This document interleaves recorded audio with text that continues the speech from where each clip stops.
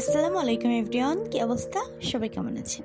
আজকে নাস্তাটা শুরু করলাম সিঙ্গারা আর সামোসা দিয়ে। তারপর দুপুরে আর কোনো ক্লিপ নেওয়া হয়নি, নিতে মনে ছিল না। তারপর বিকালে ছাদে গিয়ে নিজে একটু সময় কাটালাম। নিজেকে সময় দিতে আসলেই ভালো লাগে, আর বাসায় একা একা কী করবো ভালো লাগতেছিল না, তাই ছাদে যেয়ে একটু সময় কাটিয়ে আসলাম। তারপরে রুমে এসে একটু রেডি হলাম। রেডি হয়ে বিকালে একটু সন্ধ্যার পরে ঘুরতে বের হলাম। ঘুরতে বের হতে সন্ধ্যার পরে ভালো লাগে। আসলে কার কার ভালো লাগে সন্ধ্যার পরে ঘুরতে?